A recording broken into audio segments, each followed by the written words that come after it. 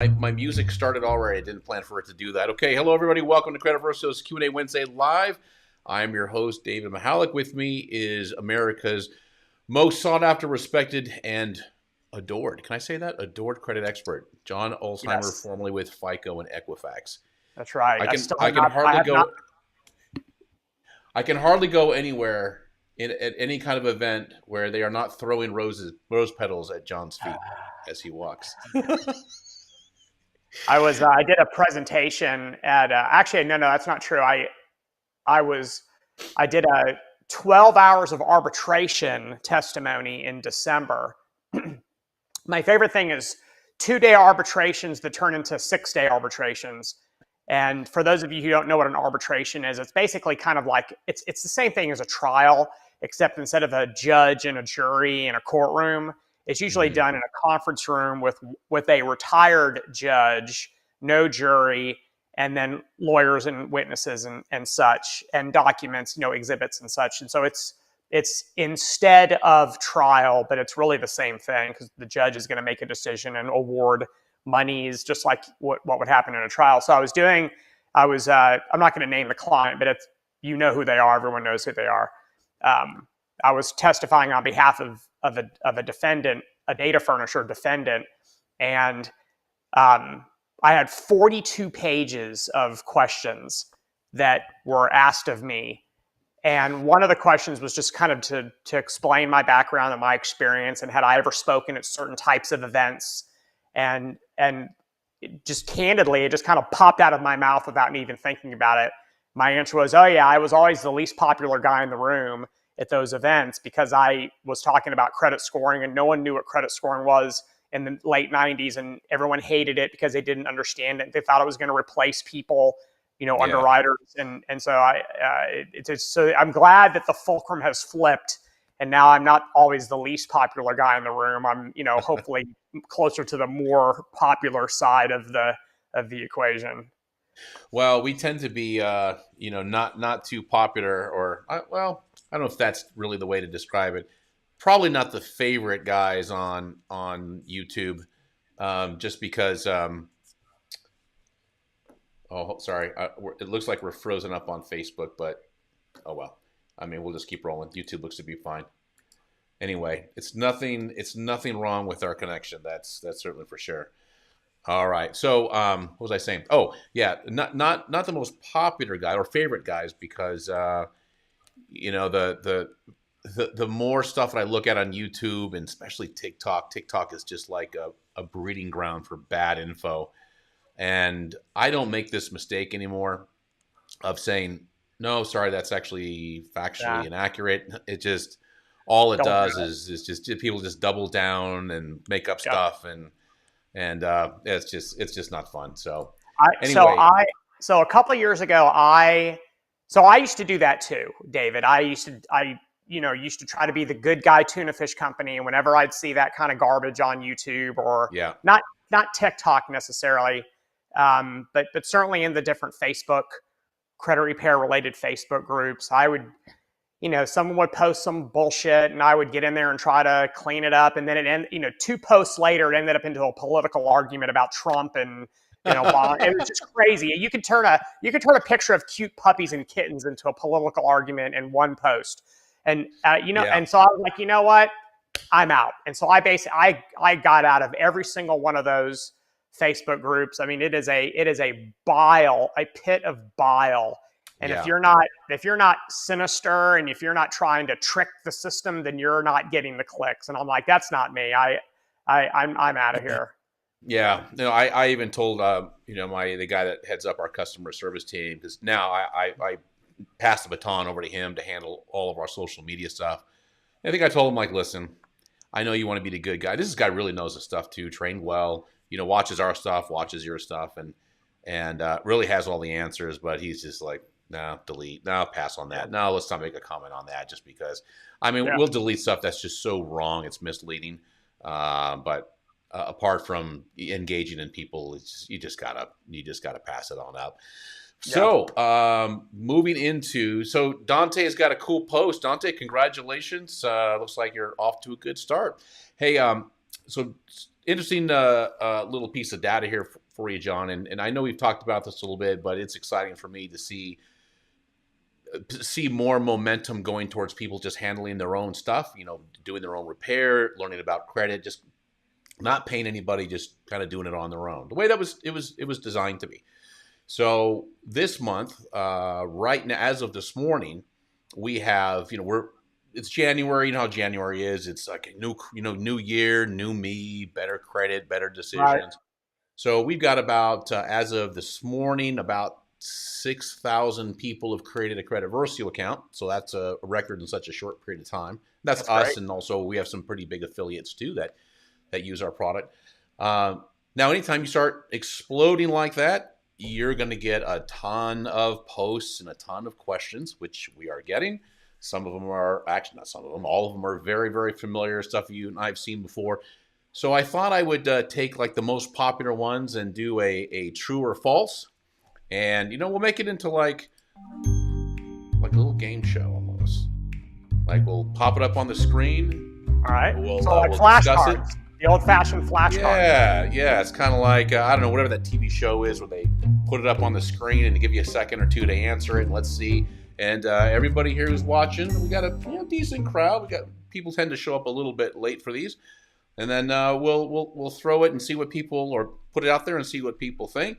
All right, first one. Let's see. Where are we? Oh, it's one of our favorites. And this is going to be true or false. Here we go. Inquiries are the least impactful thing that affects your credit score. So that is true for both FICO's credit scoring systems and VantageScore's credit scoring systems. If you think of a gigantic piece of, or a slice of, or a gigantic pizza, and it's cut into different size slices, the smallest slice is going to go towards inquiries.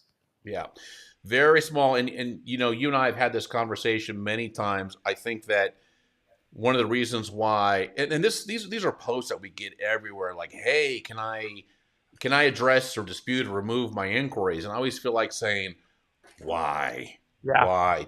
But you can't, because it's so ingrained in people. And you and I both discussed our speculation that all of this is rooted in the adverse action letter that people have been getting for decades. And for you watching an adverse action letter, a declination letter, is if you've ever applied for credit and you got declined, at the bottom, by law, they have to explain to you all the factors that may have contributed to even your score being possibly even 1 point lower. Now, if there's an inquiry, for whatever reason, it always says too many inquiries. So people are like, oh my God, I've got 2 inquiries. That's why they immediately go to the inquiries. Like, that's why I got declined. And yeah, there's an inverse relationship between the true impact of inquiries versus the amount of stress that people tend to have about inquiries.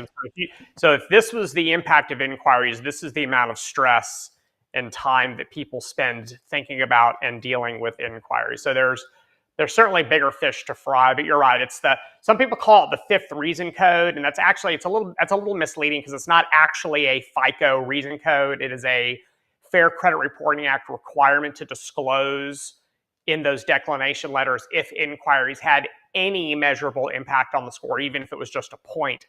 But that's not clearly explained in the letters, and so people see that and they think, oh my God, inquiries are killing me. I've got to start disputing inquiries. So it was a poorly written amendment to the Fair Credit Reporting Act. It was entirely unnecessary. I don't know what politician got a burr in their saddle about inquiries and thought that, hey, what a great piece of legislation to freak people out about inquiries.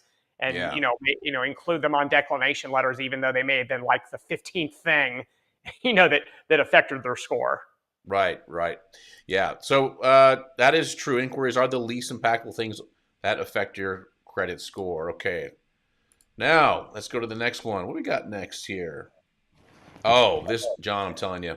For the people watching, I have not seen these, and so I have no clue what David's about to throw up on the screen. Yeah, I don't think. Well, these are the subjects that get discussed probably the most. This one I probably saw twice just today. Okay. That is removing old addresses can disconnect you from your negative accounts, which helps in the dispute process.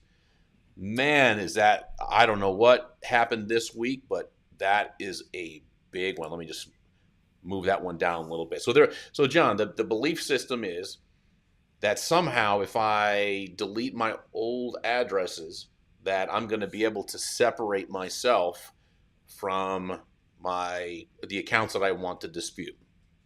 Is this Yeah, and I guess in every myth there's a kernel of truth, which is why I think some myths tend to hang on longer than other myths. So this is false.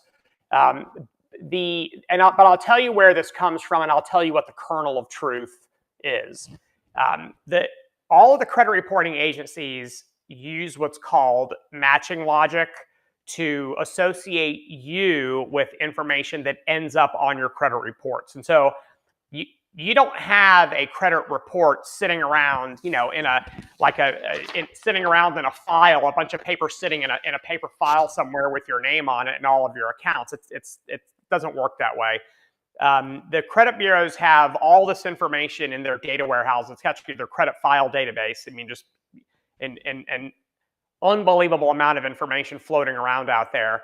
And whenever you apply for credit and a credit inquiry is performed, the credit reporting agencies take the information from the application, which is your name, address, social, date of birth, former address if you haven't lived at your address for very long. And they'll take a big net and they'll dig it into the pool and they'll fish out everything that they reasonably believe belongs to you. And they do this using extraordinarily sophisticated matching logic. One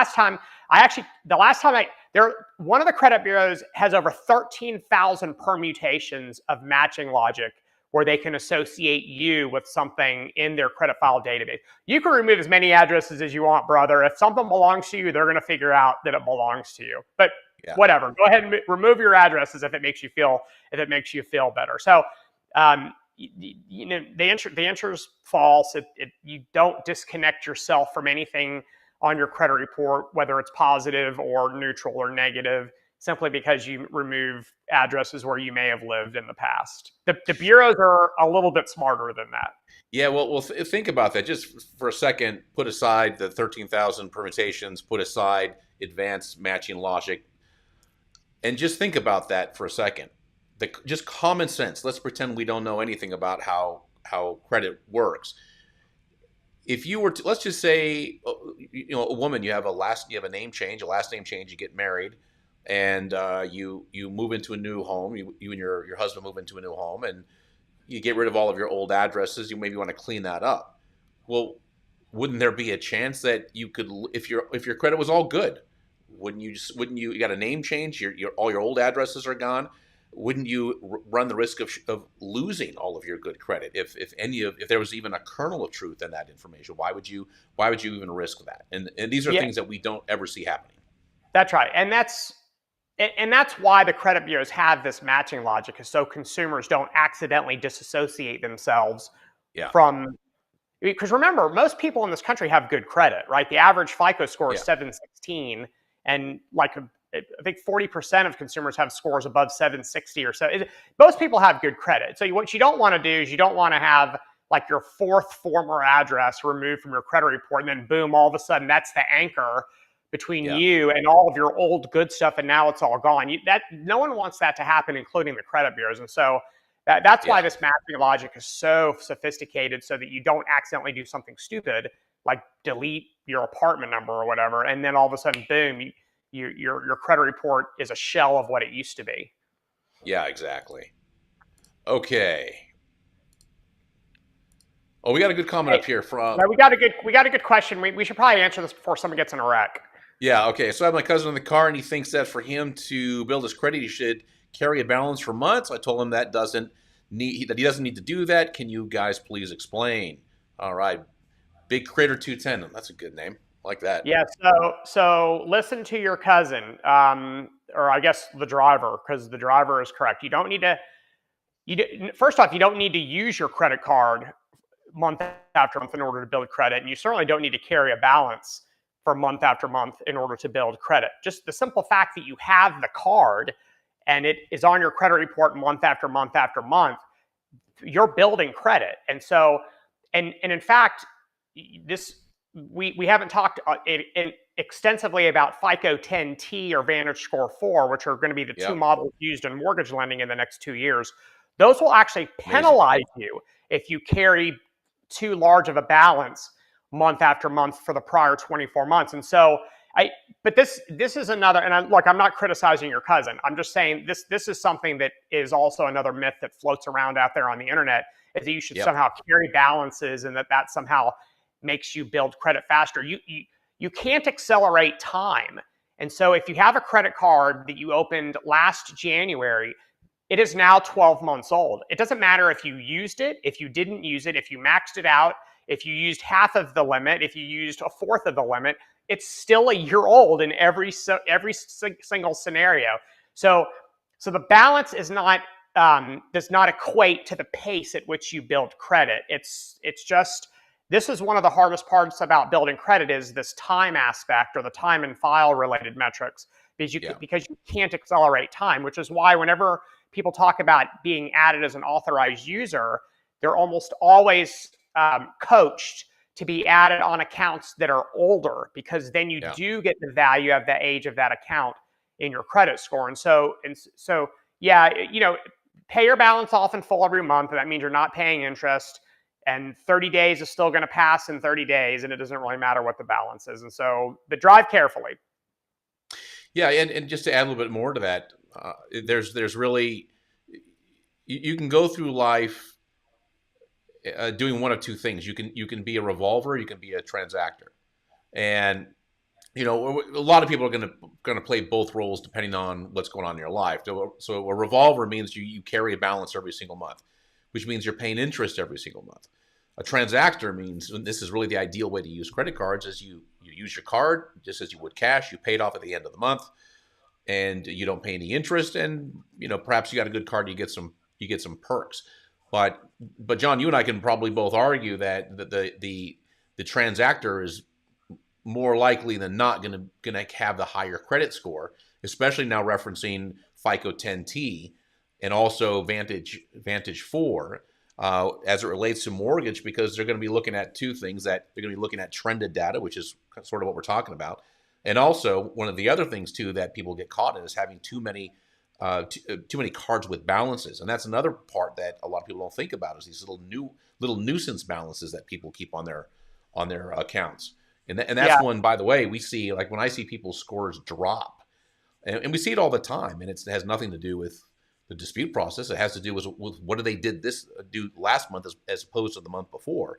And most of the time it's they added a couple of balances onto cards that might have had a zero balance. They've got too many cards with balances. Yeah, that's right. The scores that are going to be used in mortgage lending have a very different lens than the scores that are currently used in mortgage lending. They have the ability to look back in time to see what you did with your credit card accounts over the past 2 years, where the scores that are used today can only see the balances relative to the limits as of your most previous update of that account. So it's a very flat look at your credit card, versus the newer models are going to get a very deep look at how you manage credit cards. And I mean, maybe the most important thing, because you could still have a really, really high score if you're a revolver. Remember, the only scores that are used today that consider trended data are FICO 10T and Vantage Score 4. FICO 8 still has critical mass of users, and it does not use trended data. So if you've got a killer score, it doesn't really penalize you whether or not you revolve a balance, or you carry, or you transact every month. So we should not be scared of having debt on our credit reports. But if you want to optimize your scores before you apply for something, then you're going to want to have those balances either as low as possible or gone. And I'm not talking about installment debt. I'm talking about revolving debt. Don't freak out about your installment debt. It's almost immaterial in your credit scores. So be cognizant of that, and just be aware that sometime in the next 2 years, a switch is going to get flipped, and then the mortgage industry is going to get not only your FICO 10T scores, but also your Vantage Score 4 scores. And I think that's an important distinction to make, David. A lot of the coverage on this issue suggests that the lender is going to be able to choose one score or the other. It's it's actually they're going to have to get both scores. So they're going to get so it's important that we adjust how we use cards. Not so much that we'd make our payments on time every month, but to the extent that we can chip away at those balances and get them to zero every month, that's going to save you a ton of money. Because I think the average interest rate on a credit card, the last time it was reported by like Bankrate or one of those companies, was about 18%, which is absurdly high. And that's not retail store cards. Retail store cards are commonly into the 20s. So it's really expensive to carry that kind of debt. And so it's going to benefit your credit. It's going to benefit your wallet to just pay that stuff in full every month if you can do so. Yeah. Vincent, you know what, Vincent? That is a great question about freezing. I'm not going to put it up on the screen. I'm just going to skip a little forward here. And here we go. Freezing your LexisNexis, Sage Stream, etc., all of these secondary prevents the credit bureau from verifying your public records info. People think this is a big thing to do just before doing their disputes. Vincent, it's for everybody, but Vincent, this one is especially for you. So, John, this is the belief that, God, I can't tell you how many times I've seen this one just this week. It's like, should I freeze my all three bureaus and freeze LexisNexis and Sage Stream? And if I do that, then somehow the credit bureaus won't be able to verify my public record information. Well, you should absolutely freeze all of your credit reports, and you can also and you can freeze your consumer reports as well, which are they're not credit reports, but they're consumer reports. But that's really a fraud prevention strategy. It's not a dispute strategy. So I think what the theory here is, or the hypothesis is, that because I think most people know that the credit bureaus get public record information from LexisNexis, and yes. If you have and really the only public record that shows up on your credit report now is a bankruptcy. Judgments and liens. Judgments and liens don't show up on credit reports anymore. Mm-hmm.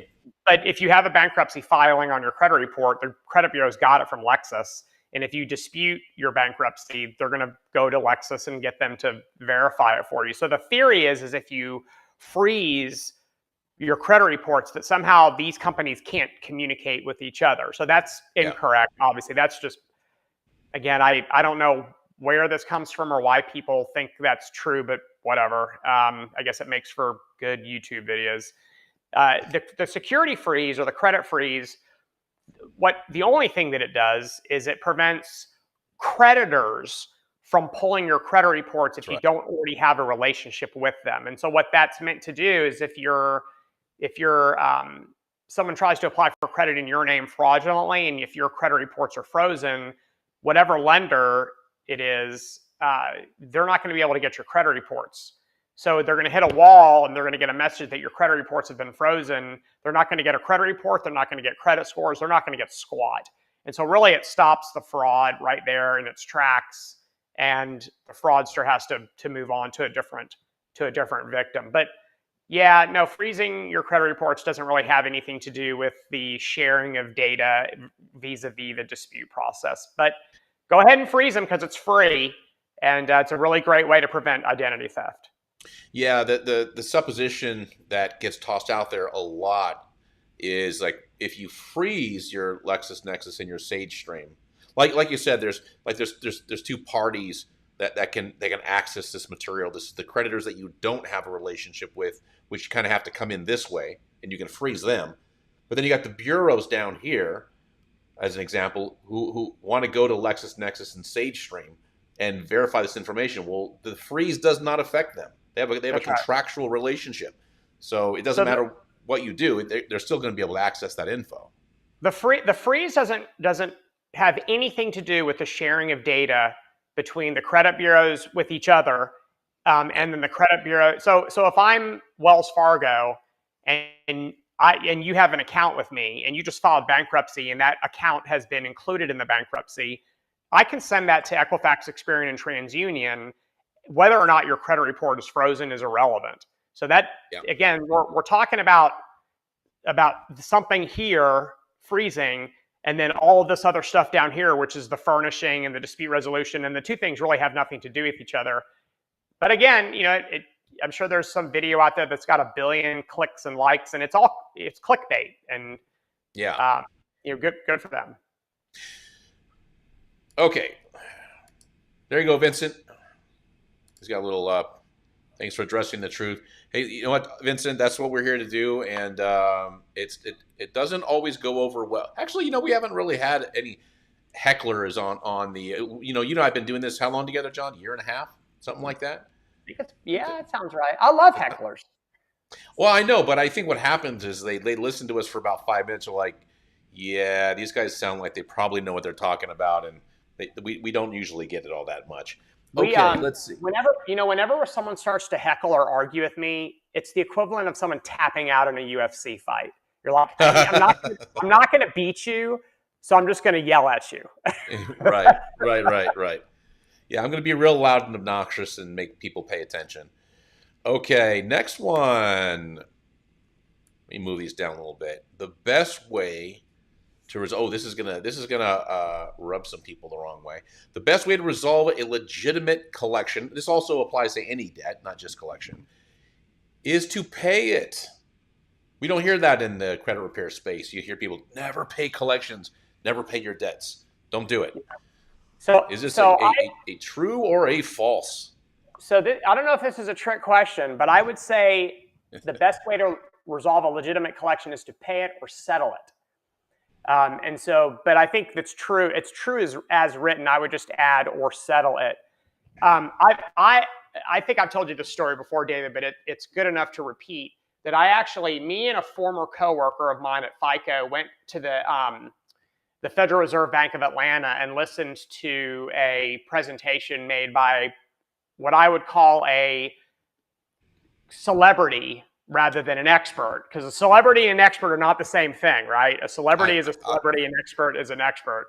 I already know what you're talking about, yeah. So I sat and listened to a celebrity talk about, dealing with collections, and he basically told a room of, I don't know, maybe 300 or 400 people at the Federal Reserve of Atlanta. So this isn't like Joe Consumer. These are people who work for the damn Fed.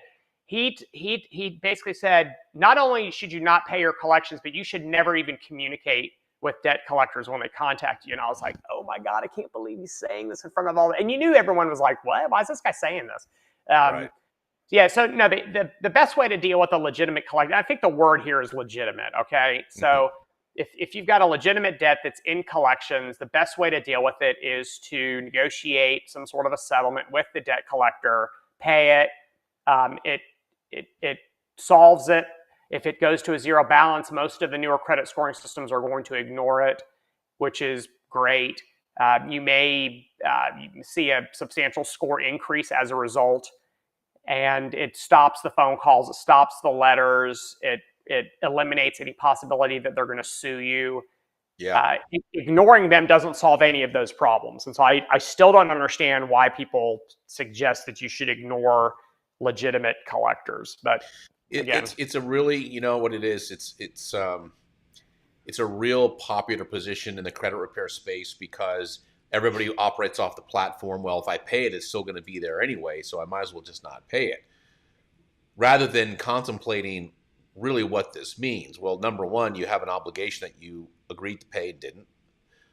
You can put that aside for a second. This is maybe even like a moral platform, although I don't think it is really. But the second thing too is you also have to consider, and you've already said it. Well, what's the worst that can happen? Well, the worst, you're not going to end this uncomfortable relationship between you and the collection company. And the collection company certainly has a lot of capability to do some things that are going to be very unpleasant to you. And you said it, like they can't sue you.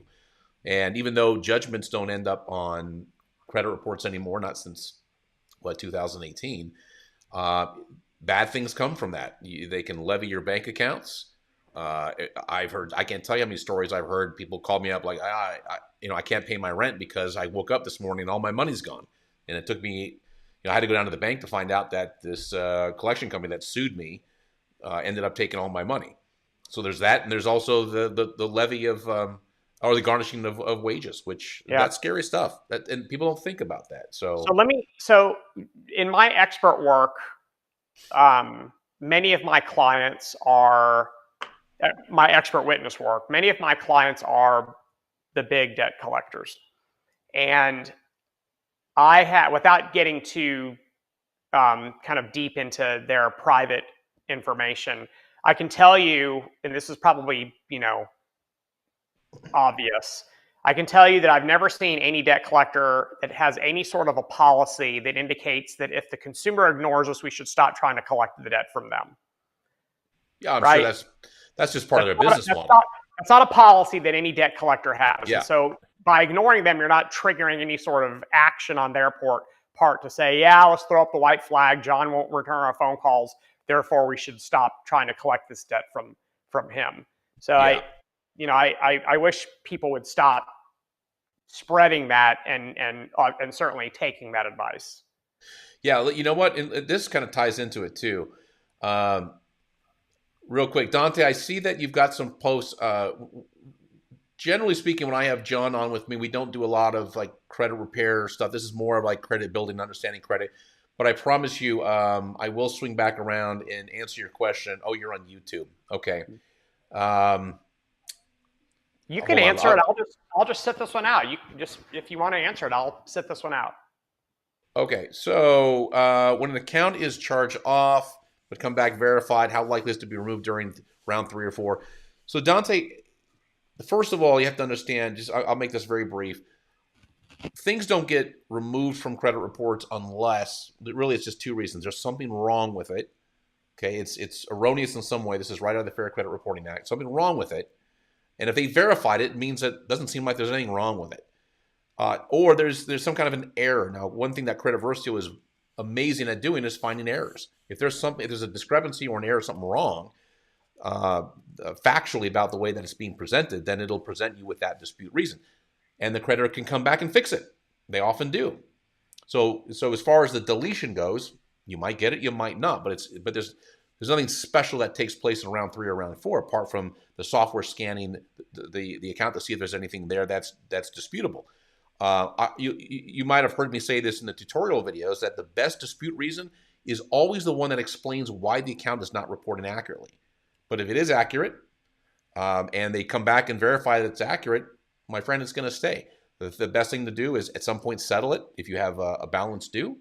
Once it's 2 or 3 years old or so, it's probably a little bit less of an impact. But there's no secret sauce or secret weapon to getting things deleted that can't be deleted. Okay. No, Dante, don't be sorry. It's perfectly fine. I'm glad you're here, and I hope you're a regular and come every Wednesday. Okay, so John. John, this ties into the next question. And you know what I forgot to do, John? I forgot to play our theme music the whole time. So you know what I did during the break where you answered that question? Yeah. I activated my Equifax settlement prepaid debit card. What is that? Equifax, the data breach settlement. Yeah. They're sending out payments now for the settlement, and so. Oh my God! Yeah, that's right. I totally forgot about that. That's right. All right.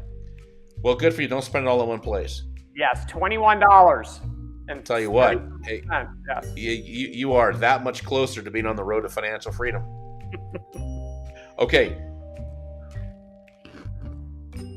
This is serious game show music. I got to turn it down a little bit. Okay. This is, John, so this is one of the reasons why people think they shouldn't talk to collection companies or dispute. And I saw this probably 2 or 3 times yesterday. All right, true or false? Disputing a collection or any other account resets the 7-year timeline. I had somebody on one of our, so we have ads on Facebook, John, that have 2,000-3,000 comments. I mean, some of these ads are 2-3 years, almost 3 years old. So lots and lots of comments. And there are some people that are emphatic, like, don't call them. Don't call your collection company. Don't dispute it. They're going to come after you. It resets the 7 year. You just start all over again. It's going to be on there for 7 years. True or false, and why? So that's false. And I assume that you're referring to the credit reporting, the 7-year credit reporting timeline. That is exactly what I'm referring to. Yes. Yeah. So there's a couple of different statute of limitations that are in play here. You have the time-barred debt statute of limitations, which I guess the way the question is worded can't really refer to that, because that suggests that all debts become time-barred after 7 years, and that's not true. Some debts become time-barred much earlier, some become time-barred much later than 7 years. So 7 years is clearly referring to the credit reporting statute of limitations. So if you think about it, that actually doesn't really make any sense, because you have the right in the Fair Credit Reporting Act to dispute anything on your credit report with which you disagree, including a collection. And there's no language in the Fair Credit Reporting Act that gives an exemption to the 7-year credit reporting because someone has filed a dispute. The two things aren't mentioned in the same portion of the statute. So it's actually really easy to verify without listening to me and you talk about it. You can just look at the Fair Credit Reporting Act and look at the requirements under when there's disputed accuracy of information, what the requirements are, and you'll notice that there's nothing in there that that indicates that it allows a furnisher to ignore the 7-year time limitation for the reporting of negative information. So you can dispute it, you can pay it, you can settle it, you can ignore it, you can yell at the debt collector, and 7 years remains 7 years. And so you can post as many comments below as you want, but it's still 7 years regardless of what you do with the debt collector. A lot of this that would actually act as it would act as a disincentive to challenge anything on your credit report, because every time you do, then you reset the 7-year clock just because you've leveraged your rights under the Fair Credit Reporting Act. So the whole premise doesn't really make any sense. But nonetheless, it's false. Yeah, there's nothing punitive about your legal right to dispute things with which you disagree. Yeah, that's right. Okay.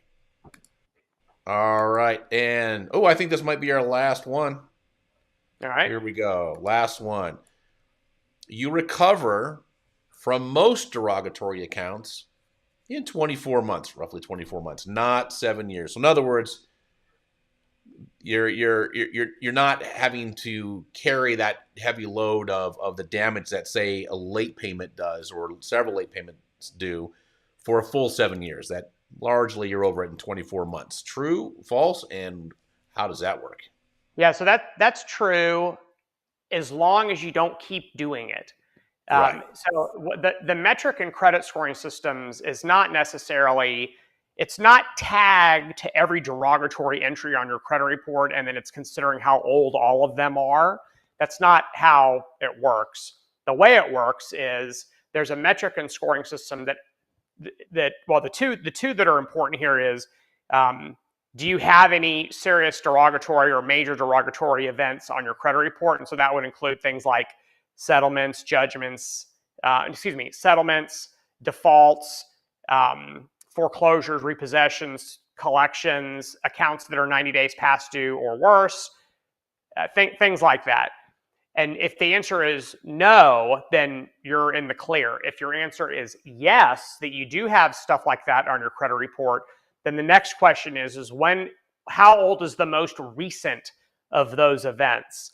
And that's where this question kind of starts to come into play, which is, how old is the most recent of those events? And if it's 6 months old, that's not as good as if it's 6 years old. And so what you want to do is you want to put time between yourself and all of those events, but most importantly, you want to put time between yourself and the most recent of those events. And so that that is true. That is a true statement, but only in as much as you stop doing it. Because if not, then you're constantly going to have derogatory information that is very recent, and you're never going to allow the scoring system to reward you for allowing them to age and then get much older. And that's why you'll see in some scenarios, you may see a credit report, and you probably see it in your work, David, since you see credit reports much more often than I see credit reports. Well, you see them with scores. I see them with scores, but you see probably God knows how many in a day. But you may see a credit report that's loaded with derogatory entries. It's got a pretty respectable score, and you kind of dig deeper, and you see that these derogatory entries are all really old. And so the consumer has done a good job of kind of putting time between themselves and those events. Or you may see another consumer's credit report that's got a credit score that's really, really bad, and they have fewer derogatory entries, but they're all pretty recent. And so it's not the issue of how many of those things you have, it's the issue of how old they are. Yeah. So that's definitely true. You want to put yourself some time between yourself and the event. Yeah, I think the whole credit can be a very forgiving thing, and I know that people like to vilify this whole thing, but if you look at it, our credit report is like a scribe that follows us, figuratively wherever we go and marks down everything that we do financially. But as far as the weight of what that's going to do to our score and how it affects us, it's pretty forgiving. I mean, I think it's pretty forgiving. Like if you go through a period of time, you got a few things that went south, and I think we're loading up now for a situation where I think as we go into recession, this is going to become more and more of a problem. So hopefully people aren't dragging a lot of debt with them right now. But think about the Great Recession. People started coming out of it after a couple of years, and very, very fast recovery, fast rebuilding. But like John said, you've got to if it's just a period in time where things went a little off the rails, the faster you recover, and get away from late payments and everything else, the faster you're going to have a better score. That's one of the things, John, I think that people really forget, especially when they reach out to us like, hey, I got this stuff that's on there from 4 or 5 years. This is dragging my credit score down. I'm losing 100, 150 points. And I look at the credit report. I'm like, no, actually, it's because you've got one credit card that's a year old and you're maxed out. That's where most of your problems are coming from, is that you haven't established yet, and you're doing some high risk stuff. Mm-hmm. All right, so what do we got here? What are we, 40? Okay, yep. So we're about coming down to the end of it. If anybody has a question, last minute question, anything credit related, score related, how things work, not credit repair necessarily, post it up here and we'll answer it. We got a pretty good group on with us. So we're bringing things down to an end. Let's see. Vincent's got a comment. Gentlemen, thank you for the awesome information. It's empowering to get real truths and a pathway option to move forward in the process of recovering a healthy financial portfolio. You're very welcome, Vincent. That's what we do this for every Wednesday. Well, John's not here every Wednesday. He's not every other Wednesday. I'm here every Wednesday. But we are, we don't have any clickbait. We don't have any learn how to get an 850 score in 2 days. In 2 days, John, I saw this. Oh my God, this drives me crazy. I almost want to make a spoof video and just to mock this group of people. I'm going to totally do that. We should. I'm going to do it on. I'm going to do it on TikTok because it's TikTok. I don't care. It's TikTok. I know it's big. I know everybody's going there, but it's like a clown environment. And I saw this one guy. Oh, I should have sent you. I should have taken a screenshot and sent it to you. But he's got this surprised look on his face. This is his image, and it's like everything deleted in 4 hours. I'm just like, oh my God. We should absolutely do this. We should write a script. We should find a gigantic house or a private airplane or a super expensive hypercar.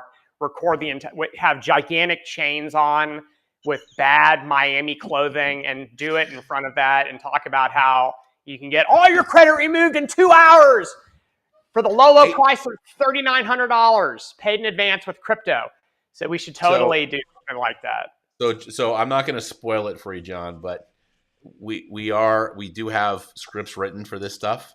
Yeah. And we do have people that are gonna. We just haven't filmed it yet. We start filming this month, so we're gonna put it up. We're gonna get a lot of haters, and I'm gonna just love every minute of it. Oh no, it's And great. I will send it to you as soon as it's done. Okay, Yeah. where are we now? About 45. Yeah. Okay, so we are done. That's a wrap. Thank you so much for joining me and John today. John, thank you so much for contributing. Great answers as always. And if you are on Facebook watching, maybe a replay of this, post your question. I'll swing back around and answer it for you. If you're on YouTube, I'm afraid I can't see comments in real time or comments from the lives for whatever reason. So drop me, go to Facebook or send a question at support@creditversio.com and we will answer for you. Thank you so much for being here, John. I will see you next time. Thank you so much for joining me. All right. Take Have a care. good week. Happy New Year. Happy New Year.